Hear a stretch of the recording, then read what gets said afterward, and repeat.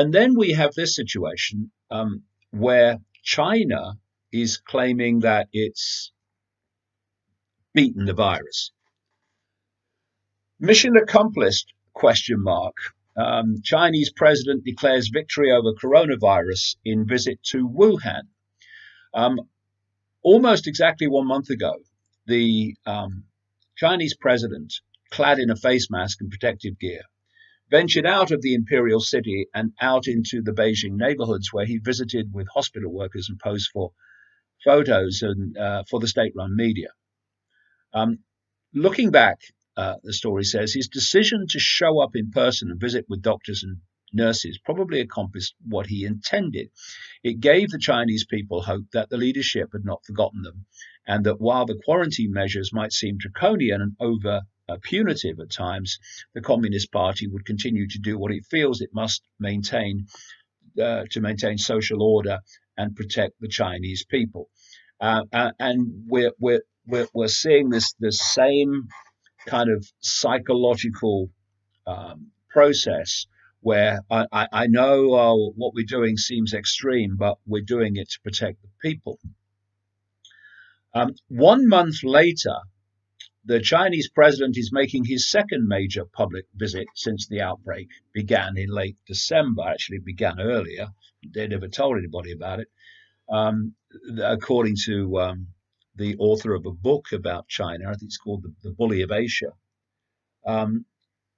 the Chinese government locked down its military in Wuhan long before, because of the virus, long before it told the Chinese people that there was a virus. So anyway, this time he's traveling to Wuhan, the epicenter of the outbreak, it says, in what appears to be a mission accomplished moment for the leader of the world's largest country in its battle against the coronavirus, COVID-19. Since the beginning of the outbreak, the president has left the on-the-ground work to his number two. And on Tuesday, while Chinese state media touted the visit as a sign that victory is near, the president stopped at one of two hastily built hospitals, quarantine center operations. You may have seen them being built in ridiculously short time. Built in under actually 2 weeks, it says here, between January and February, during the worst of the outbreak in Wuhan. So the Chinese are saying that they have, they're coming to the point where they're claiming that they have overcome this virus. And one commentator said, a victory in Wuhan is a victory for China, and the whole feel of the reporting and the statements is that China has overcome the virus. And interestingly, this syncs with something I have mentioned before in that video with Gareth 2 weeks ago, and that is a Rockefeller Foundation document from 2010, which kind of went through a series of so-called scenarios or simulations of what would happen in various situations. And one of their scenarios was a pandemic of a flu-like virus. And they talk about what the reactions will be and the measures that would be taken by governments. And going back to what I was talking about earlier, they praise the Chinese government in this scenario for its, in effect, authoritarian response, because they say that in this flu virus scenario situation, that this meant the Chinese government was successful in overcoming the virus. Whereas Um, at first, Western countries, Western quote democracies, didn't respond in that way, and therefore the virus spread and became more uh, more widespread than it would otherwise have been if they'd have taken the actions of China. I've got the document here. Find a quote here. Um, the United States' initial policy, this is the scenario they describe, of strongly discouraging citizens from flying proved deadly in its leniency, accelerating the spread of the virus not just within the US, but across borders. However, a few countries did fare better, China in particular.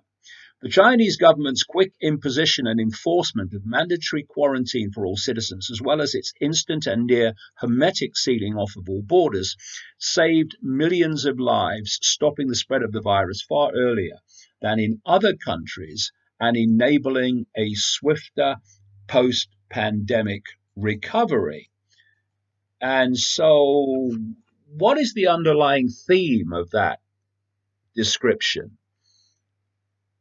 Chinese Communist Party non-democratic authoritarian response was more successful than a democratic, we can't impose this on the people too early West. But it goes on. China's government was not the only one that took extreme measures to protect its citizens from the risk and exposure during the pandemic. And of course, the World Health Organization, led by this deeply corrupt guy, Tedros, from Ethiopia, has now declared coronavirus to be a global pandemic. Now, that was the most predictable thing you'll ever hear. It was going to be that from the start. The World Health Organization is controlled by the cult and was created by the cult to control and dominate global policy on health through the big pharma cartel that is also owned by the cult.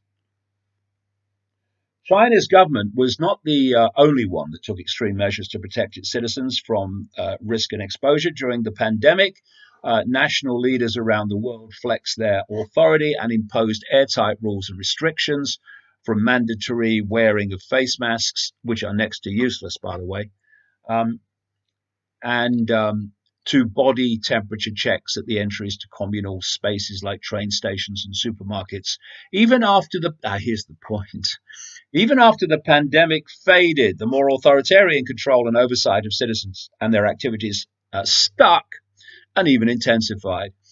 In order to protect themselves from the spread of increasingly global problems, from pandemics to international terrorism, environmental crises, and rising poverty, leaders around the world took a firmer grip on power. So you can see, this is in 2010. The Rockefeller Foundation is completely cult controlled. Rockefeller family inner core, at least, are absolute cult assets, and were involved in the creation of the World Health Organization. So then we come to South Korea, Singapore as well. Singapore and South Korea numbers suggest coronavirus can be controlled. Numbers out of Singapore, South Korea, and even China, which show cases leveling off and declining, suggest that coronavirus can be controlled without millions of people in the West becoming infected. Despite widespread panic buying and a financial market collapse, figures from these three countries suggest that COVID-19 can be successfully combated if the right measures are taken. According to the country's health minister, South Korea has passed the peak of coronavirus infections and is now seeing a decline in cases. Despite suffering more than 7,300 coronavirus infections and 50 deaths, cases in recent days are on the downturn. 448 new cases were recorded in March, 7,272 cases on March the 8th rather, and 165 cases on March the 9th. And it seems that this virus has, like I said earlier, different strains in different places. Here's a story, because one of the kind of prominent things we should be also focusing on in terms of who benefits is the fact that this virus absolutely overwhelmingly kills old people. And the older people are, the more likely that they are to die from it. Whereas in other places, younger people, it's basically nothing. And of course, as I've said in the books for decades, there is a plan to target old people, which they don't really want around this cult because they are of no benefit to them, because they're psychopaths. But anyway, here's a story out of China. Chinese grandmother, 103, recovers from coronavirus after being treated for less than a week. A 103-year-old grandmother has recovered from the coronavirus following 6 days of treatment in Wuhan.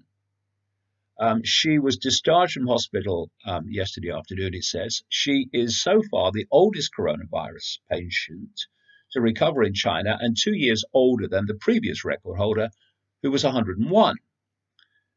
Ms. Zhang was cured within less than a week because she did not have many underlying health conditions, her doctor told the local press. A video shows the former patient being escorted out of the hospital by a group of medical workers. So it's this virus is not a freaking death sentence. Nothing like. And it's not just old people.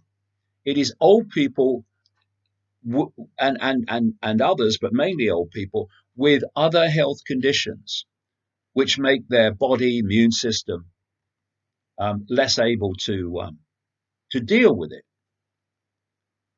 But like I say, it does seem that there are different strains of this. You see, again, you look not only at who benefits, but you start to look at the patterns of coincidence. So Iran, of all the countries in all the world, has been very badly hit by this compared with other countries outside of China. And a number, more than a number, of its regime officials, etc., have died from it. And Iran just happens to be permanently in the gun sights of the United States and Israel, brackets, same thing. And I can't see that as a coincidence. And then there's Italy, where, again, they've been extremely badly hit compared with other countries outside of China. And for reasons it will take a long time to go into now, Italy and Rome is actually a target of this cult, because the Roman Church and the Vatican has been a vehicle for this cult, but it's just uses vehicles that suit it while it suits it. And when eventually you move to the next stage of this global control system, then things that were good for you before and vehicles for you before now becomes more expedient to the outcome you want to actually target. So all I say is that it's not a surprise that Italy um, is being hit by this um, more than other countries currently. And what they've been doing is um, reacting by putting the whole country in a form of lockdown. Public gatherings have been banned, sports events and football matches have been suspended, and movement is being severely restricted. And people have been frantically buying up food and other things at supermarkets after the announcement in the Italian media. And we have now reached the point, as I'm speaking today, where Italy is to shutter all businesses besides pharmacies and grocery stores as coronavirus outbreak continues to spread. Italy will cut down most or shut down most businesses across the country amid the fast spreading coronavirus outbreak. Prime Minister Giuseppe Conte said, leaving only pharmacies, food markets, and certain essential factories open. Bars, hair salons, restaurants, all other businesses not necessary for production will be forced to close. Conte said in a televised address, the move comes as Rome steps up containment measures to combat the spread of the coronavirus. It calls it lethal. Well, obviously, it's not lethal because of the numbers that don't die, which are the vast majority, but obviously some do, including nationwide travel restrictions. Um, and Italy saw its deadliest day yet for the outbreak on Wednesday, with 196 people who died, an increase of over 30%, bringing the total in the country to 827, with nearly 12,000 500 confirmed cases. Over 2,000 new infections were reported in the last 24 hours.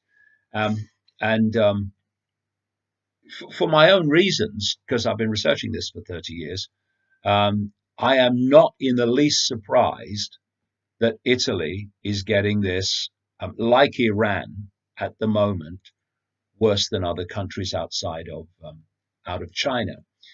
We've also had Tom Hanks, the actor, of course, who has announced that he and his wife have tested positive for coronavirus while they're in Australia. He's been filming there on the Gold Coast. Um, Oscar winning actor Tom Hanks has revealed that he and his wife Rita Wilson have tested positive for the new coronavirus in Australia. Hanks and Wilson, both 63, sought medical advice after experiencing symptoms of a cold in Queensland. The actor wrote on Instagram. They will now spend time in isolation. And they were on the Gold Coast while he was filming, the story says. And Hanks wrote on Instagram, we felt a bit tired, like we had colds and some body aches. Rita had some chills that came and went, slight fevers too. To play things right, as is needed in the world right now, we were tested for coronavirus and were found to be positive. So what he's describing is not two people who have been struck down by a virus that's absolutely incapacitated them. So people are dying from this, yes, but we still have to keep this into some kind of perspective in terms of the numbers and the age of those overwhelmingly involved.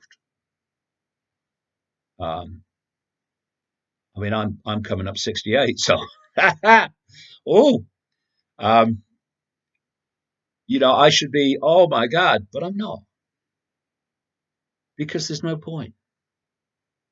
It is what it is, and you deal with it as it is. So, uh, oh yeah, Bill Gates. Bill Gates built you. You can't have a crisis without Bill Gates Gates-funded program will soon offer home testing kits for new coronavirus. Well, that's an amazing. Don't they move quick? Testing for the coronavirus in Seattle, in the Seattle area, and they want to move this nationwide in America, will get a huge boost in the coming weeks as a project funded by Bill Gates and his foundation, the Bill and Melinda Gates Foundation. If you want a list of cult desires, then just look at the funding history of the Bill and Melinda Gates Foundation. So this project funded by him begins offering home testing kits that will allow people who fear they may be infected to swab their noses and send the samples back for analysis. Results, which should be available in 1 to 2 days, will be shared with local health authorities and who will notify those who test positive. Via online forms, infected people can answer questions about their movements and contacts, making it easier for health officials to locate others who may need to be tested or quarantined, as well as to track the virus's spread and identify possible hotspots. So the goal is to eventually be able to process thousands of tests a day, said Scott Dowell, leader of coronavirus response at the Bill and Melinda Gates Foundation. The project was ramping up as quickly as possible. You do surprise me. But it's not clear exactly when it will launch. Among other things, software needs to be upgraded to handle the expected crush of requests and a detailed questionnaire finalized for people who request tests. Now, this is the same Bill and Melinda Gates Foundation, you might remember if you've been following these podcasts or seen it elsewhere, that with the World Economic Forum, this 1% elite of the elite that meet at Davos in Switzerland every year, those two were running this simulation 6 weeks before the outbreak became publicly known into the response to a coronavirus outbreak. And of course, Bill Gates and his foundation are utterly obsessed with vaccinating everything that moves on Earth. And a vaccine's going to come along eventually, which there will be pressure for everyone to have. And these are coincidences? I don't think so.